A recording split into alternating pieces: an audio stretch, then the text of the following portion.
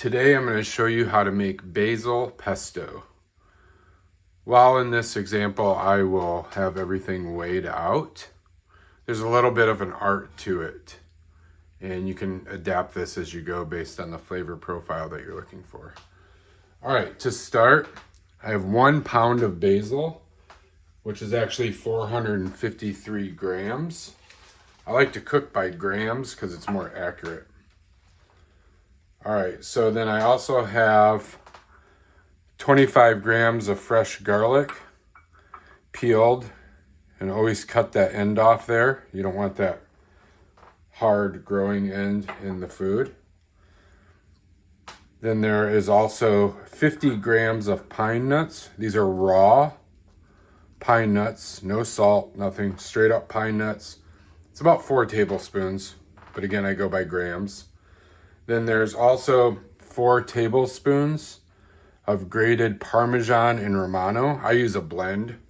I like the blend better because I like the softness of the Parmesan and then I like the punchiness of the Romano. So it gives it a nice 1-2 in there, makes it a little bit different. Then we will be using 1 to 2 teaspoons of salt. I'll be able to gauge that when I'm making it. But you can go with 1 and be fine because there's enough saltiness in the cheese to compensate for it.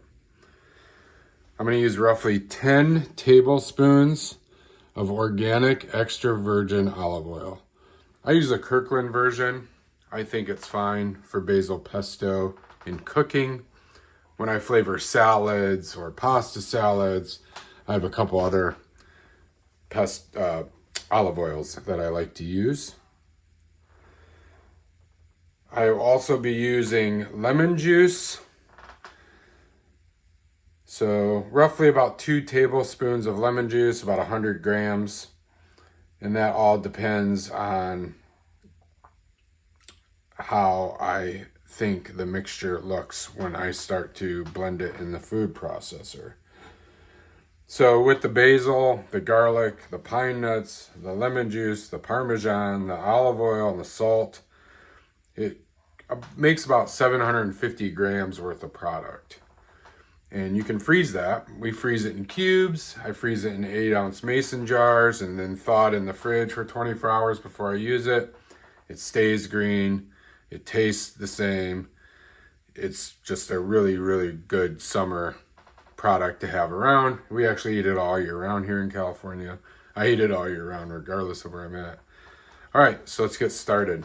All right, so the first thing you're gonna do, I just have some leaves on top here of the basil because I was trying to weigh it out. But you're gonna grab one of these stems. This is a pretty standard looking stem. And we're gonna pluck off all the stems. You have to do this, otherwise you're gonna have a very bitter flavor. You don't want a bitter flavor, you want a basil flavor. So you're gonna take this and you're just gonna pinch all these off at the base of the leaf, all the way around. When there's a combo like that, you can pinch right above there, but you don't want these stems, none of them. So you're just gonna pick through it. And this is the longest part of the process, but necessary. So you're just gonna pick through here, get all that off there, and then when you're done, you're gonna have a lot of stems left over. I actually like to throw these around the edge of my garden because it helps keeps the pests away, and it actually works. I grow basil and oregano in between my tomato plants, and I never have any bugs. So just a little tidbit. So I'm gonna pick through the basil. Once I'm done, I'm gonna put it in the salad spinner here. Always wash everything. The lemons have already been washed. The garlic's obviously clean because it had a shell on it. I don't clean the pine nuts because I don't want them wet because then they won't grind as well. But the basil, you pick through all the leaves, throw it in the salad spinner, rinse it off real well, and then spin the water out of it. I'll show you how to do that later.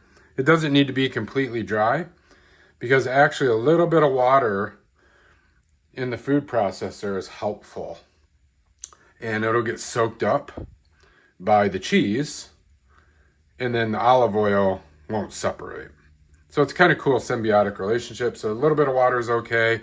Doesn't have to be completely dry. Some people like to pat it dry. Whatever, that's fine. You can do that. But a little bit of water helps with the consistency to get it super fine. And so right now I'm going to clean the basil and I'll come back. All right, so I've rinsed off I've de-stemmed and rinsed off half the basil. I'm just kind of draining it over here in the sink real quick and put it in the salad spinner bowl. Put the top on it. I do half at a time just so I can wash it thoroughly. You don't have to wash it too much, just cold water, about a minute, folding it over every 10 seconds or so. All right, so we get all the water out. That's good.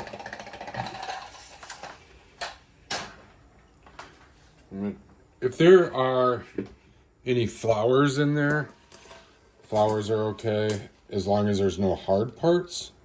Most of the basil you buy either in a store or at a farmer's market. I bought this at a farmer's market. Comes with flower buds, but not mature flowers. All right, so there's some basil there. And what I'm going to do when I'm done is I'm going to weigh the stems, just to give you an idea of what that ratio is. Stems to flower, or stems to leaves. So I'm going to rinse the rest of the basil and I'll be back. All right, I've got half the basil washed and spun in the salad spinner. I'm going to do the other half. Something I want to point out too is I pull out bruised leaves. So this leaf, for example, I would pick off the top of that one. So that way I don't have that bruised leaf in there. This basil is exceptionally good. It's from the farmer's market. I paid, I believe it was $2.50 for a 1/4 ounce of organic basil. This leaf was the worst leaf in there, which is amazing. But see how it's bruised? It's not that bad. But I'm going to throw that one leaf out, because I feel like the bruised leaves can help turn the basil quicker. Now the lemon will neutralize a lot of that and prevent it from turning, but I just try to keep the bruised leaves out of there. All right, and so I'm going to spin this, get the water off, and I weighed the stems. The stems this time weighed 136 grams. So these are all the leftover stems. You definitely don't want those. You can't just throw the whole thing in a food processor. They're bruised. They're kind of all messed up in some spots, and you just don't want to eat that. And just kind of a side note, once I buy my basil, I bring it home, and I actually have my little vase apparatus here. I put my basil in a vase, so you can see it. See the glass vase. And I usually give it about 24 hours and let the stem, I cut the stems on an angle, let the water soak up into the stems and the leaves, and then that just gives me a fuller product. And again, adds water to the mixture, because the water is essential to helping it blend. There's always going to be a little water in there, and I don't like to add water. So I like the water to be naturally occurring in the leaf. All right, so here we go. That's good. Get this out of the way.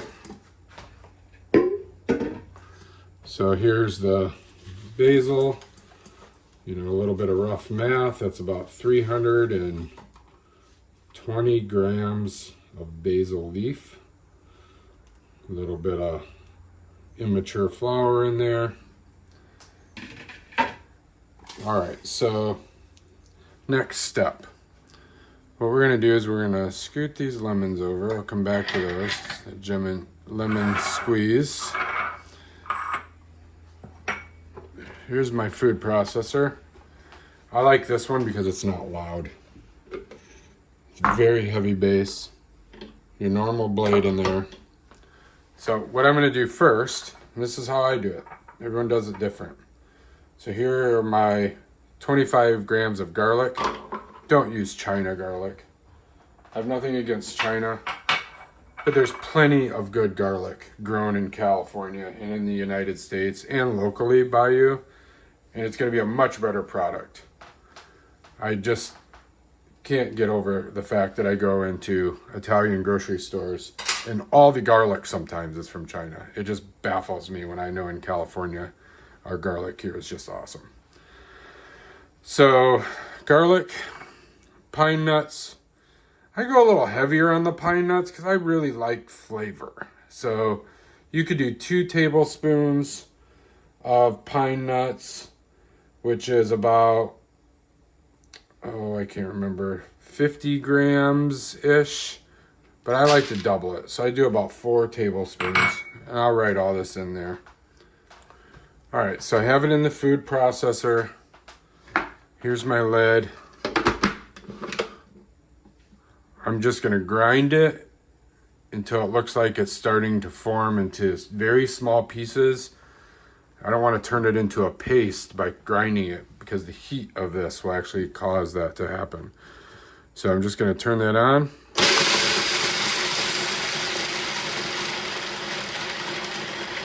You can hear it get quiet. Now it's starting to roll. Done. All right. So that's perfect. That's exactly what it's supposed to look like. Just ground up all together. And now this is the time where you put in the lemon, because you want the lemon to go in now, basically to cure the garlic so that it doesn't turn colors. And so this is where the art comes in. So I cut my lemon in half, growing on the tree in our yard. Squeeze it in there because it's a big one. Usually these bigger lemons that have been on the tree for a while are a little sweeter too. But that's just kind of a side note. So yeah, I'm not measuring this. So this is kind of where the art comes in. But you're looking at about 2 tablespoons of lemon juice. There's that. I always kind of give this, try this. Looks pretty good. See, there's a lot of seeds in there, so I don't want to get any of those in there. All right, so there's that one. And then I'm going to get this one in there. Get it in there. You can, this lemon's nice and oily, so it's getting even better. All right, so let's see. You know, each lemon, when they're giant like this, is about 2 tablespoons. I just know that because I use a lot of lemons. So what's that look like when it's in there? It's definitely more than 2 tablespoons. I think that looks good. We can always check the flavor later. So this is just pack and go time. So I'm going to put all that basil in there, or get as much as I can in there. I usually do it in 2 shots. So I do about half now. All right. So I do about half now. That's good, right there.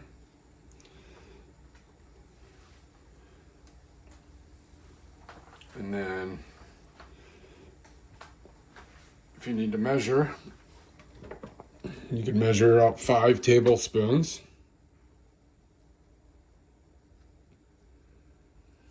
All right, that's how much I believe is 5 tablespoons. And then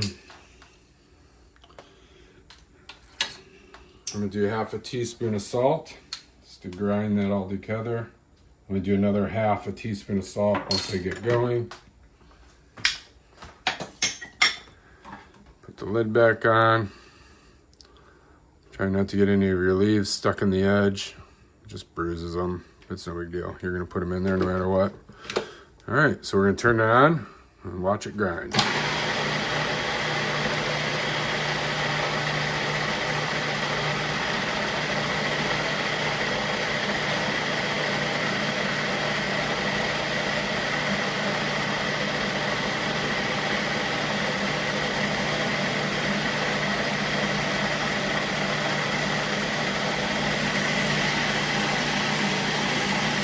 All right, now that it's all ground in there for the first pass, you can see the one leaf stuck there, but that's okay.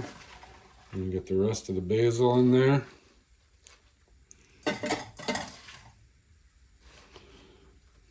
Rest of the basil. Another half a teaspoon of salt. I use the pink sea salt. I like the flavor better of sea salt versus corporate salt. So I'm going to turn that on. Get that going. I'm going to add the other 5 tablespoons of olive oil. You can hear it speed up, so it means it's in the right mode.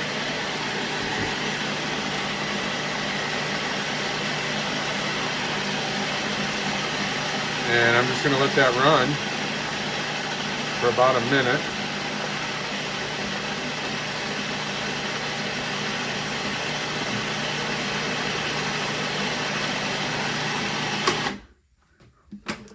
What I need to do now is take my spatula, whatever you call these guys, and get that stuff stuck on the side. So there's always going to be a little basil and pine nuts stuck on the side. You want to get that down in there. Otherwise, when you pour it out, you're going to have chunks and it's going to ruin your experience if you get a big chunk of garlic. So turn that back on. Let that run.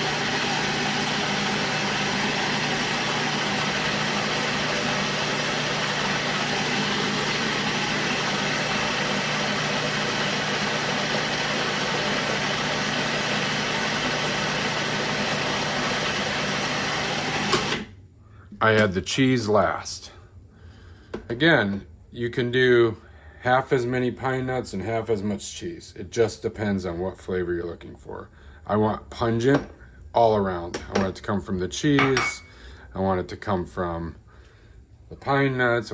The garlic, I keep it about 25 grams because that gets pungent because the garlic I use is super fresh, so it's got great flavor.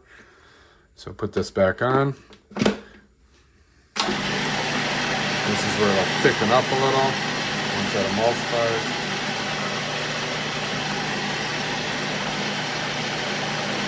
I let that run for at least a minute.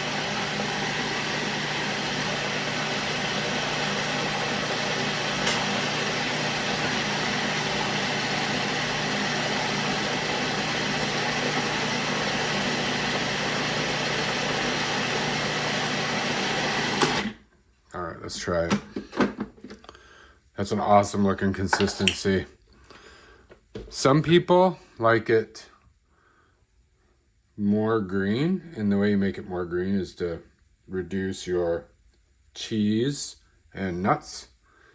I think that's perfect. That looks like an awesome color. I can smell it. I can taste it in my mind right now. Let's just get this back on there. All right, let's give it a shot. My tasting spoon.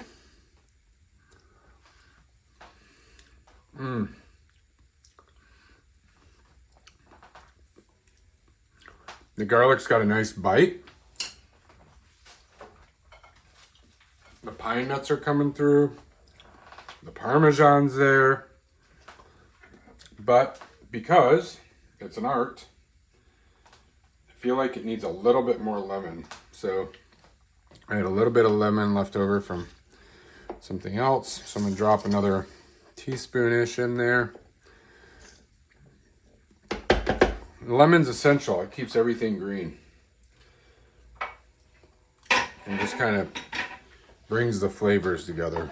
So I put a little more lemon in there. Let's get that going. Another minute, 30 seconds probably.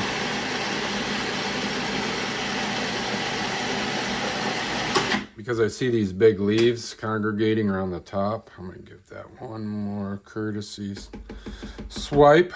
Let's get that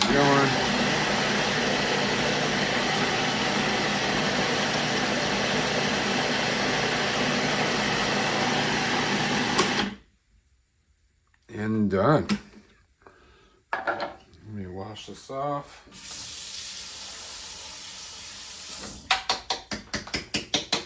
One more test.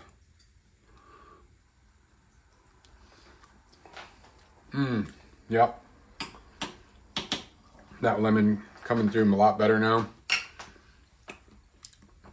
The spiciness of the garlic is, because it's so fresh, is really coming through right now. But this is going to sit either by sitting in the fridge for 24 hours, usually before I use it, or I'll freeze it. And so it'll tame that garlic down just a little bit. The lemon will start to reduce the spiciness of the garlic. All right, so that's how I make the basil pesto. And that's what it looks like when it's all done. It's awesome. We use it a lot, especially on gnocchi. The kids love it. And that's a great way too. I grow arugula. And actually the next batch I'm going to make, which I'm not going to do on video, is to use the other half of the basil to make an arugula basil pesto. So, you know, young kids don't eat greens, period. If you have a kid that eats greens, you're lucky. But realistically, kids don't eat greens. So we mix in carrot tops, we mix in arugula, and we also mix in a little bit of oregano sometimes, just a tiny bit. Sometimes we'll throw in a little rosemary with it, just a little bit, just to expose my kids to different flavors. And that way I know they're eating a ton of greens because they eat this literally every week, at least once. So a great way to get your kids introduced into greens. They love the basil pesto. The arugula adds a nice spiciness to it. The carrot tops add an herbal freshness to it. So there's all these different creative ways that you can mix in greens so that your kids eat them. And I like it. It tastes good. And it increases your volume. So there's all these different strategies you can use to make your pestos different. Sometimes I take my basil pesto and I'll add sun-dried tomatoes to it. So we use a lot of sun-dried tomatoes here. We use sun-dried tomatoes when I make hummus. So I try to, again, to get my kids used to different flavors, and they don't really eat tomatoes other than marinara. You can just mix all sorts of stuff in here. Get as creative as you want. Start with your base, add flavors, and then just stop when you find your sweet spot. All right, so that's how I make basil pesto.